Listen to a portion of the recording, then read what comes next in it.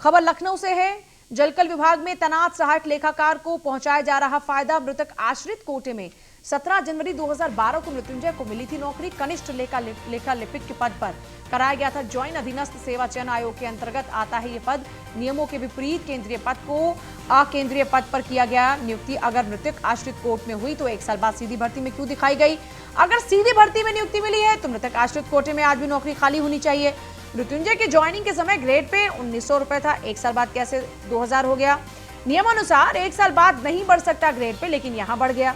मृत्युंजय को जो grade pay विभाग दे रहा है वो सिर्फ बाबुओं को दिया जाता है। नियुक्ति के समय पर पुलिस वेरिफिकेशन तक नहीं हुआ। नियुक्ति से पहले मृत्युंजय पर लखनऊ, आजमगढ़ में मुकदमे दर्ज थे 2। तत्कालीन सचिव राघवेंद्र, वर्तमान में जलकल जीएम वाराणसी ने कराई थी नियम विरुद्ध ज्वाइनिंग। साल 2012 से आज तक 7 बार ग्रेड पे पढ़ाया गया। कैसे? शैक्षणिक दस्तावेजों में भी माता पिता का नाम अंकित तक सही नहीं है। नियुक्ति के समय स्नातक की पढ़ाई पूरी नहीं थी, उसके बावजूद भी नियुक्ति दे दी गई। क्यों? इतनी सारी अनियमितताएं हैं। नीलेश चौहान अब मेरे साथ जुड़ रहे हैं, मेरे सहयोगी। नीलेश की तरफ चलेंगे ज्यादा जानकारी के लिए। नीलेश, इतनी सारी अनियमितता, ग्रेड पे की बात हो, ज्वाइनिंग की बात हो, डॉक्यूमेंटेशन की बात हो, सब जगह पर सिर्फ और सिर्फ खामी ही खामी। देखिए पूजा, बिल्कुल जलकल विभाग में इससे पहले भी न्यूज़ ऑन इंडिया ने एक बड़ा खुलासा किया था कि पीएसएस अरुण कुमार जो उनके शैक्षिक दस्तावेज थे वो कहीं ना कहीं फर्जी थे। एक ही दिन में वो फेल होते हैं और उसी दिन पास हो जाते हैं। उसका भी खुलासा न्यूज़ ऑन इंडिया ने किया था। अब एक और दस्तावेज न्यूज़ ऑन इंडिया के पास मौजूद है जहां 2012 में कनिष्ठ लेखा लिपिक के पद पर मृत्युंजय कुमार को ज्वाइन कराया जाता है। जब इनको ज्वाइन कराया जाता है उस समय इनकी शैक्षणिक योग्यता भी पूरी नहीं थी और नियमों को ताक पर रखकर इनको जलकल विभाग में ज्वाइन करा दिया जाता है। इतना ही नहीं, जिस पद पे इनको ज्वाइन कराया जाता है उस पद की भर्ती अधीनस्थ सेवा चयन आयोग से होनी चाहिए थी, लेकिन वो ना करके अकेंद्रीय पद को जो है भर दिया गया। कहीं ना कहीं उसके बाद लगातार सवाल उठते रहे और विभाग के अधिकारियों से पूछा जाता रहा, लेकिन कोई भी विभाग का अधिकारी इस पर बोलने को तैयार नहीं है। वहीं लगातार इनका जो है ग्रेड पे बढ़ाने की प्रक्रिया शुरू रही। पिछले 10 सालों में अगर हम देखें तो करीब 7 बार इनका ग्रेड पे बढ़ाया गया है, जो कहीं ना कहीं नियमों के बिल्कुल विपरीत नजर आता है।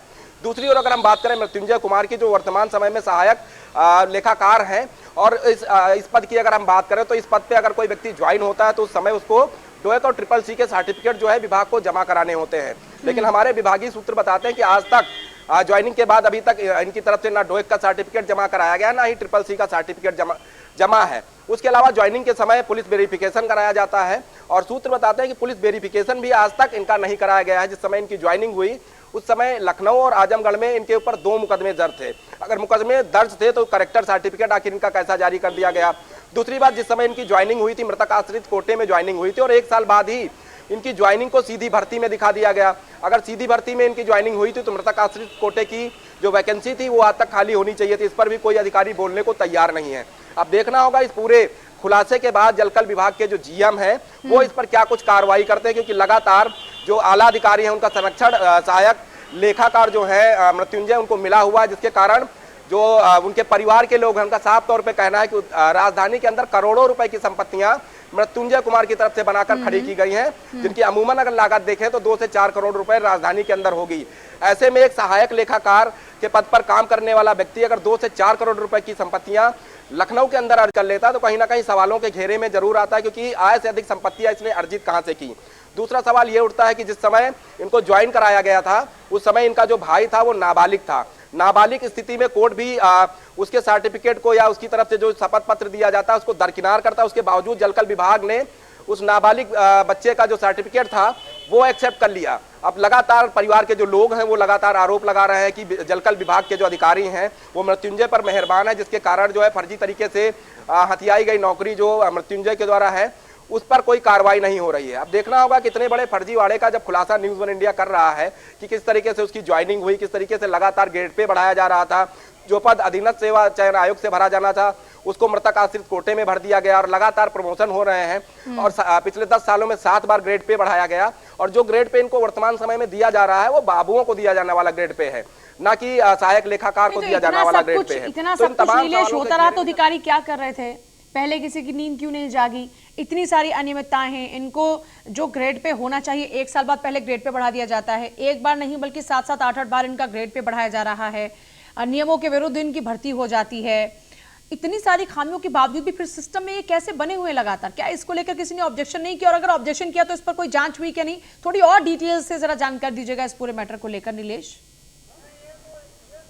देखिए बिल्कुल, जिस समय इनको ज्वाइन कराया गया उसके बाद से लगातार जो इनका परिवार है, चाहे इनकी माँ हो, भाई हो, उनके तरफ से ऑब्जेक्शन लगाया गया था कि फर्जी तरीके से इन्होंने नौकरी हथियाई है, जिसमें किसी की तरफ से नोटिस जारी नहीं किया गया। जो मृत्युंजय कुमार है, इनकी जो माँ है, वो अभी भी कह रही हैं कि अगर हमसे सत्यापन कराया जाए तो मैं सीधा कह दूंगी कि इन्होंने फर्जी तरीके से नौकरी हथियाई, क्योंकि मेरा दूसरा बेटा भी है।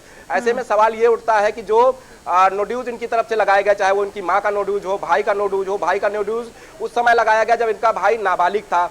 दूसरी बात, परिवार और जो विभागीय लोग बताते हैं, उनका साफ तौर पे कहना है कि तत्कालीन सचिव राघवेंद्र, जिनकी तरफ से ये ज्वाइनिंग कराई गई थी, वर्तमान में ये जलकल के जीएम है वाराणसी में, वो कहीं ना कहीं इनके ऊपर मेहरबान रहे, जिसके कारण लगातार ग्रेड पे बढ़ता रहा। जो भर्ती केंद्र से होनी थी उसको जो है डायरेक्ट भर्ती कर दिया गया, और इतना ही नहीं, 1 साल बाद उसको सीधी भर्ती दिखा दिया गया। कहीं ना कहीं अधिकारियों की कलम ना फंसे, इसलिए मृतक आश्रित कोटे में भर्ती हुए मृत्युंजय कुमार वर्तमान समय में सीधी भर्ती पर नौकरी कर रहे हैं। अगर सीधी भर्ती में मृत्युंजय कुमार की नौकरी लगी थी तो उस समय जो मृतक आश्रित कोटे की वैकेंसी थी वो आखिर किसके खाते में चली गई, किसको दी गई, उस मृतक आश्रित कोटे पर कौन नौकरी कर रहा है। उतना ही नहीं, विभाग ने तमाम लापरवाहियां की।